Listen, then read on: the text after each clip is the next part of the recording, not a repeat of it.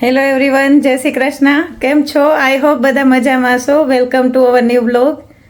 મિશ્રીને સ્કૂલથી લઈને આવી. મિશુબેન બેસી ગયા છે. અને હવે હું થોડાક ઘરના કામ કરી લઉં ને પછી રસોઈની કંઈક તૈયારી કરું. આજે તો કુશલને થોડું મોડું થશે, કંઈક 10-15 મિનિટ થોડા લેટ આવવાના છે. અને આજે ડિનર માટે બનાવું છું રોટલી અને ગાંઠિયાનું શાક. હમણાં ઘણા ટાઈમથી નથી બનાવ્યું ને કુશલ હમણાં વચ્ચે યાદ કરતા હતા કે હમણાં નથી બનાવ્યું ગાંઠિયાનું શાક. તો એના માટે મેં રોટલીનો લોટ બાંધી લીધો અને ગાંઠિયાનો પણ લોટ બાંધી લીધો. આમાં પહેલાં રોટલી બનાવી લઈશ અને પછી શાક બનાવીશ, કેમ કે છેલ્લે ગાંઠિયા પાડીએ ને એટલે ગરમ ગરમ એ શાક મજા આવે. હવે રોટલી તો બનાવી લીધી, હવે શાક બનાવી લઉં.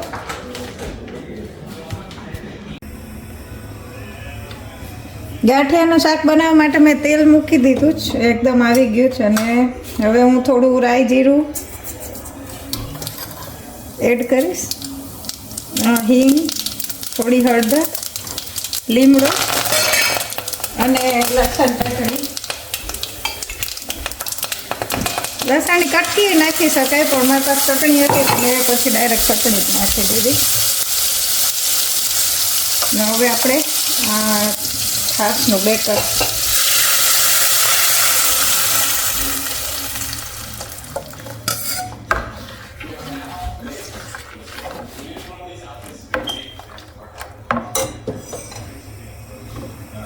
હવે થોડું સોલ્ટ નાખી દઉં અને પછી ઉકળવા દઉં. પછી છેલ્લે બધા મસાલાને નાખી અને ગાંઠિયા પાડી છે છેલ્લે થોડું ઉકળી જાય પછી.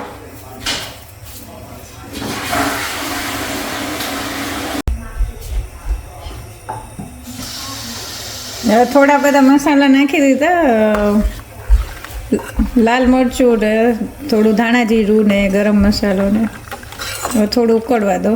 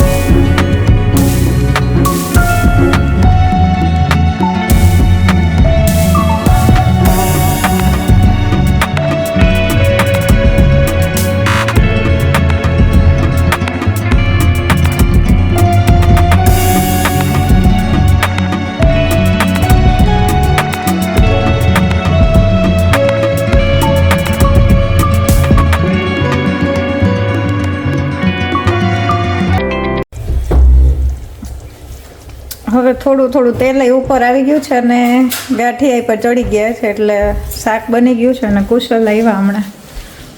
શું વાંચે તો ભાવતું શાક કર્યું મયુરિયા? હા, વચ્ચે હમણાં તમે થોડાક દિવસ પહેલા યાદ કરતા હતા ને એટલે મને યાદ આવ્યું. મેં કીધું ગાંઠિયાનું શાક. હા, આની સાથે ઘણા ભાખરી ખાતા હોય, પરોઠા ખાતા હોય, રોટલી આપણે રોટલી આજે કરી જ ને. સારું સારું. તમને એ ભાવે ને રોટલી સાથે ગાંઠિયા? મેં તને મગનો કીધું તો ઈ ના કર્યું. હું 2 દિવસથી કહું મગનું કર દે. હા, એનો વારો કાલે મગના ભાત. તો કાંઈ વાંધો નહીં, ચાલો જોઈ. બધું અહીંયા રેડી જ છે. મંડો બેસવા. પાપડ ને ડુંગળી ને છાશ. એટલે કાલનું મગ કરી જ દેવાનું, નકર આ બધા વિડીયો જોવે જ છે એટલે એને તો ખબર પડી જશે. હું ખોટું નહીં કહી શકું ના મયુરીએ મગ કર્યા હતા આજે. હા, એટલે કાલે કરી જ દેવા પડશે. પાકું કરી દેશું. એમાં શું છે, મારા માટે તો ઈઝી થઈ જાય. મગના ભાત બનાવે એટલે શું વાર લાગે, ફટાફટ કુકર મૂકી દઈ ને ભાતને એક સાઈડ મૂકી દઈ ચડવા એટલે થઈ ગયું. હાલો શાક ધીમા કહેશે ક્યારનું ઉકળે એટલે હવે થઈ જ ગયું છે તો જમી લઈએ. હવે બસ જો જમી લીધું. શું ચાલે કુશળ?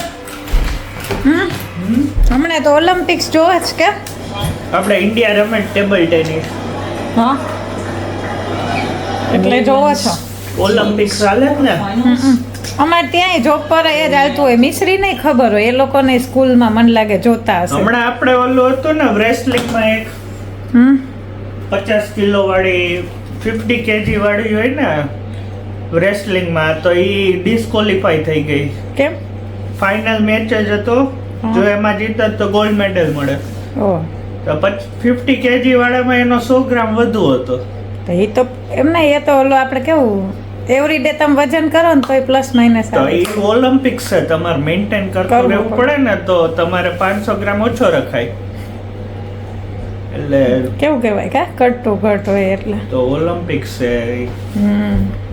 એને કેટલો અફસોસ થતો હશે થાય ને. ત્યાં સુધી પહોંચીને પછી ડિસ્કોલિફાઈ થઈ. આપણે જે 1.5-2 કિલોનો દરરોજ ફેર પડે.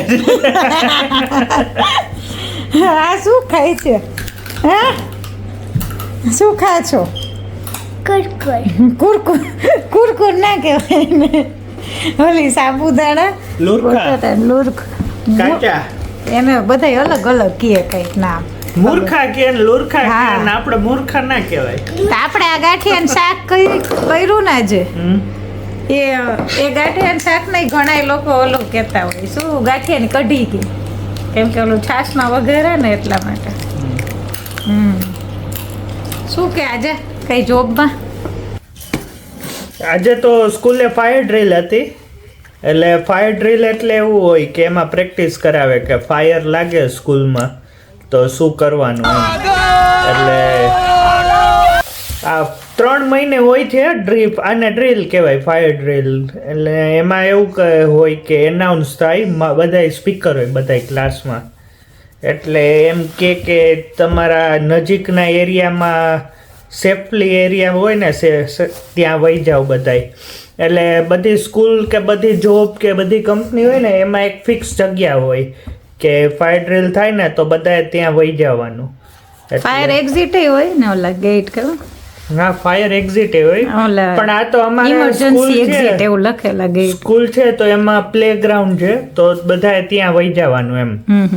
એટલે સ્ટુડન્ટ્સ બધા હોય ને એ જાય, સ્ટાફે વહી જવાનું.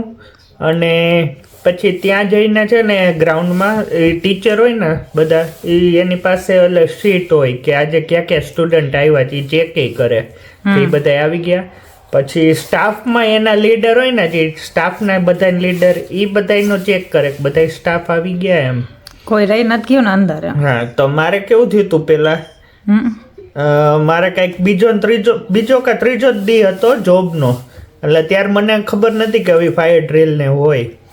એટલે એમાં વાગ્યું ને તો આ સ્કૂલમાં એનાઉન્સ કરે, અને એ હું પહેલાં સ્કૂલમાં હતો ને ત્યાં એનાઉન્સ ના કરે, ત્યાં ખાલી ઓલો સાયરન જ વાગે એમ. તો સાયરન વાગ્યું ને તો બધાય તો વહી ગયા, મને જ ખબર નહીં, મારું ધ્યાન નહોતું. તો ત્યાં ગ્રાઉન્ડમાં જઈને બધા ઓલા મારા ટીમ લીડર બધાને પૂછે કુશલ ક્યાં, કુશલ ક્યાં, કુશલ ક્યાં એવું. પછી ત્યારે હું અંદર તો હું ઓફિસમાં જ હતો. પછી મારા એ ટીમ લીડરે કીધું કે આવી રીતના હોય ને તો બહાર વહી જવાનું એમ. પછી એવી જ રીતના બીજી એક ડ્રીલ હોય, સેફટી ડ્રીલ હોય કે એ ખબર નહીં નામ, કે કોઈ ગન લઈને આવે કે હોય ને તો તમારે બેન્ચ નીચે વહી જવાનું, બહાર નહીં નીકળવાનું, દરવાજો લોક કરી અને બેન્ચની નીચે વહી જવાનું. તો એ ફાયર ડ્રીલ વાગી ને તો એમાં એવું હોય કંઈક 3 સાયરન વાગે ને તો એ ફાયર ડ્રીલ હોય, 2 વાગે તો આ સેફટી ડ્રીલ હોય. તો 2 વાગ્યું ને તો ત્યારે મને યાદ હતું કે ડ્રીલ વાગે એટલે બહાર વહી જવાનું. તો હું બહાર ગયો તો આખા ગ્રાઉન્ડમાં હું એકલો, કોઈ દેખાય જ નહીં. પછી એમાં ઓલા ટીમ લીડરે કીધું આ સેફટી ડ્રીલ હતું, તમારે લોક કરી દેવાનો, બહાર નહીં નીકળવાનું. એટલે પછી એને મને ટ્રેનિંગ આપી, પછી વાંધો ના આવ્યો.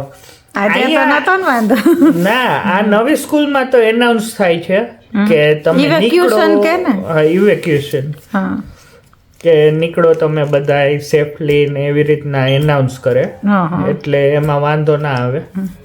અને અહીંયા ઓલું નથી થતી ડ્રીલ જે પ્રાઇમરી સ્કૂલમાં થતી ને કે બેન્ચ નીચે સંતાઈ જવાનું સેફટી ડ્રીલ એ અહીંયા નથી એટલે કન્ફ્યુઝન ના થાય. ઓકે. અમારે કંપનીમાં એવી રીતે હોય છે, ફાયર ડ્રીલ હોય, બીજી તો કંઈ નથી હોતું કંઈ અલગ.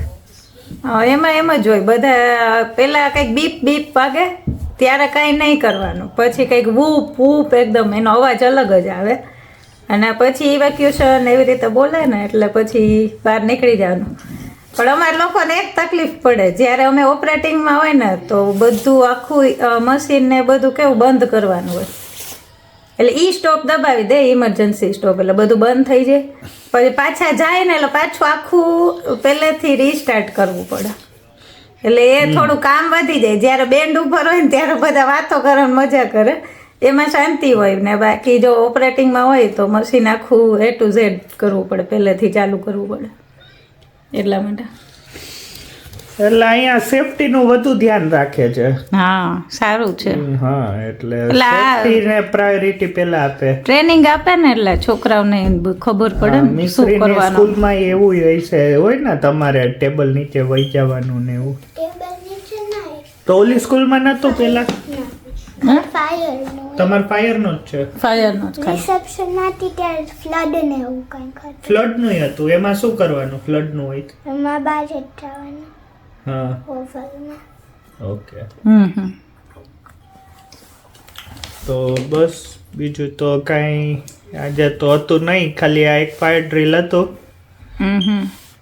અને અમારે તો હમણાં ઘણા ટાઈમથી નથી કઈ એવું કરેવી કઈ, બહુ ટાઈમ થઈ ગયો.